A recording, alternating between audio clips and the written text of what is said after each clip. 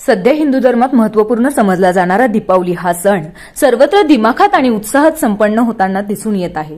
मात्र मी समाजाचा देणे लागतो या उदत्त हेतूने पुढे येत माझ्या कुटुंबासोबत शहरातील कष्टकरी होत करू असे अकोले नगर पंचायतचे सफाई कर्मचारी यांच्यासोबत नगरसेविका प्रतिभाताई मनकर समवेत ज्येष्ठ विधितज्ञ वसंत मनकर यांनी पुढाकार घेऊन आपल्या स्वखर्चातून साडी व मिठाईचे वाटप करून या कर्मचाऱ्यांची दिवाळी गोड केली आहे. या कार्यक्रमासाठी प्रमोद मंडलिक, अनिल कोळपकर यांच्यासह शेतकरी नेते डॉक्टर अजित नवले यांची उपस्थिती लाभली. आमच्या सर्व नगरपंचायतच्या सफाई कामगार काम करणाऱ्या महिला आमच्या भगिनी यांच्या समवेत भाऊबीज आणि दिवाळी गोड करण्याचा हा एक अल्पसा प्रयत्न आहे. नगरपंचायतच्या या सफाई कामगार सर्व आमच्या भगिनी खूप कष्ट करून अकोले शहर स्वच्छ ठेवण्याचा प्रामाणिकपणे प्रयत्न करतात. दिवाळीच्या सणामध्ये सुद्धा आपण सगळेजण दिवाळी साजरी करत असताना आपण फटाक्यामुळे जी दिवाळीमध्ये थोडीशी अस्वच्छता झाली ती स्वच्छ करण्याचं काम आमच्या महिला भगिनी करत होत्या आणि म्हणून एक त्यांच्या ऋणात मुक्त होणं आणि आपण दुसऱ्याच्या आनंदामध्ये सहभागी व्हावं यासाठी हा दिवाळीचं फराळ वाटण्याचा आणि आमच्या सगळ्या महिला भगिनींना भाऊबीजेनिमित्त भेट देण्याचा, साडी भेट देण्याचा हा कार्यक्रम होता. या कार्यक्रमाला विशेषतः आमचे मित्र महाराष्ट्रातले नेते डॉक्टर अजित नवले, माजी नगरसेवक प्रमोद मंडलिक, अनिल कोळपकर, या वार्डाच्या नगरसेविका प्रतिभा मनकर, अकोले शहरातील सर्व आमचा निलेश क्षीरसागर, इथले सगळे प्रमुख लोक होते. सगळे नगरपंचायतचे कर्मचारी उपस्थित राहिले. त्यांनाही मनापासून धन्यवाद.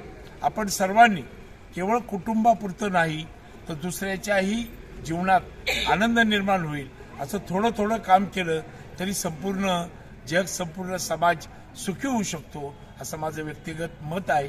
त्या मतावर काम करण्याचा प्रामाणिक प्रयत्न आहे. पुन्हा एकदा या सगळ्या आमच्या महिला भगिनींना दिवाळीच्या खूप खूप शुभेच्छा आणि अकोले नगरीतल्याही सगळ्या नागरिकांनाही दिवाळीच्या शुभेच्छा देतो आणि या निमित्ताने विनंती करेन का अकोले शहर स्वच्छ ठेवण्यासाठी डॉक्टर अजित नवले खूप आता पुढाकार घेत आहेत. आपण नागरिक म्हणून सुद्धा आपण आपलं शहर स्वच्छ ठेवण्यासाठी प्रामाणिकपणे प्रयत्न करू हा असा संकल्प या दिवाळीच्या निमित्त आपण सर्वजण करूया. धन्यवाद. हा कार्यक्रम मनकर साहेबांनी घेतलेला आहे. आपल्या सगळ्यांनी एकदा जोरात टाळ्या वाजवून बरोबर म्हणाले की असा विचार जर सगळ्यांनी केला, थोडासा विचार असा केला की आपलं बरं चाललंय, जरा इतरांचंही बरं चालावं, तर काही अश्रू आपण नक्कीच पुसू शकू आणि आनंद वाटू शकू.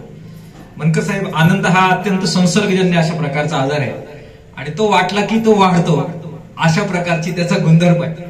आणि मी शेतकरी म्हणून मला माहितीये की आपण दुसऱ्यांच्या दारात ज्यावेळी आनंदाचं रोपटं लावतो त्यावेळेस आपल्या दारात ते आपोआप उगतं, बहरतं आणि मोठं होतं. मला वाटतं माणूस म्हणून आपण याच्याशी नक्कीच सर्वजण सहमत असाल. त्यामुळे आजच्या ह्या खूप चांगल्या प्रसंगी तुम्ही हा जो पायंडा पाडता आहात, आमच्या सर्वांचं तुम्हाला खूप खूप धन्यवाद आहेत, आपले आभार आहेत. आम्हालाही तुम्ही सहभागी करून घेतलं, ही सुद्धा खूप चांगली गोष्ट मंडलिक साहेब त्यांनी केलेली आहे. तुम्ही मगाशी भाषण करत असताना एकदम बेसिक मुद्दा छेडला. मला वाटतं त्याचं आपण नक्कीच आज विचार केला पाहिजे. तब्बल 1.5 कोटी रुपयाचं कॉन्ट्रॅक्ट हे अकोल्याच्या स्वच्छतेसाठी निघतं आणि ते म्हणाले की ज्यावेळी कॉन्ट्रॅक्ट घेतलं जातं त्यावेळी काय नक्की करारामध्ये दाखवलं जातं ते एकदा मुळातून पाहायला पाहिजे. पण त्यावेळी भरती भरपूर असते आणि मग कालांतराने त्याची छटणी सुरू होते. आम्हाला गरज नाही म्हणून एकेकाला काढून टाकलं जातं आणि सगळा गाव साफ करायची जबाबदारी मग मुठभर लोकांवर टाकली जाते आणि मग नफा कमवला जातो. कार्ल मार्क्स नावाचा माणूस जो होऊन गेला त्यांनी बरोबर हीच गोष्ट मांडलेली आहे. भांडवलदार जे आहेत, नफा कुठे तयार होतो ते बरोबर या ठिकाणी तो नफा तयार होतो. जी वस्तू 1.5 कोटी रुपयाला विकली गेलेली आहे, सगळी नगराची स्वच्छता, ती साधारणपणाने 5-50 लाखामध्ये करायची आणि वरचे राहिलेले 1 कोटी हे बरोबर वाटेकडून तुमच्या श्रमाचे, तुमच्या हक्काचे जे आहेत त्याच्यावर त्यांनी त्यांची दिवाळी साजरी करायची, त्यांच्या लेकराबाळाला. हे शोषणाचं सरळ सत्य हे कार्ल मार्क्सनी पण मांडलं. मला वाटतं आपण सगळेजण त्याच्याशी सहमत असाल. मनकर साहेबांबरोबर जोडण्याचा हा एक दुवा आहे. त्यांचे वडील नवादादा मनकर हे या तालुक्यातील फार ज्येष्ठ अशा प्रकारचे कॉम्रेड होते आणि तुम्हाला हे माहित नाही पण आदिवासी समाजामध्ये जी वनजमीन कसणारे लोक आहेत त्याच्यामध्ये नवले बाबा आणि मनकर साहेब, त्यावेळचे नवादादा मनकर, हे घरदार सोडून त्या सगळ्या भागामध्ये त्यांची कुटुंबाची जी परपंचाची जी वाताहत झालेली आहे ती सावरायला तिकडे जायचे. आणि अनेकदा ती माणसं आली की त्यांच्या रोजीरोटीचं त्यांचं हे सगळं हे नवादादा मनकरांच्या ओसरीवर पाहिलं जायचं. हा काय आजचा वारसा त्यांचा नाहीये. आणि म्हणून जो मुद्दा आता इथे उपस्थित झाला त्या मुद्द्याच्या जरा खोलात जाण्याची नितांत गरज आहे. 1-1.5 कोटी रुपयाचं जर कॉन्ट्रॅक्ट निघालेला असेल तर आता आपण तातडीनं किती लोक त्यांनी कामावर ठेवलेली आहेत याची यादी काढली पाहिजे आणि त्या लोकांना किती पगार देतो याची पण यादी काढली पाहिजे. मग ट्रॅक्टर असेल, ट्रॅक्टर चालक असेल, त्या कचऱ्याची विल्हेवाट असेल, त्यासाठी साधारणपणे किती खर्च येईल त्याची विल्हेवाट लावायला तो काढला पाहिजे. आणि आकडेवारीच्या भाषेत अकोले तालुक्याच्या लोकांना हे समजून सांगितलं पाहिजे की ठेका 1.5 कोटीचा आहे परंतु काम 50,000 झालेलं आहे. नेट 1 लाखाचा कर्ज, ते कराचे पैसे ते या सगळ्या गरिबांनी गोळा केलेले आहेत. अकोल्यातल्या पानपट्टी नळपट्टी भरणाऱ्या लोकांनी गोळा केलेले आहेत. हे कुणाच्या खिशात गेले हे आकडेवारीच्या भाषेत मंडलिक साहेब आपल्याला लोकांपुढे मांडावं लागेल. मनकरताई आपल्याला आकडेवारीच्या भाषेत हे लोकांना सांगावं लागेल. हा यांचा तळतळाट आहे, रूपांतर होत आहे.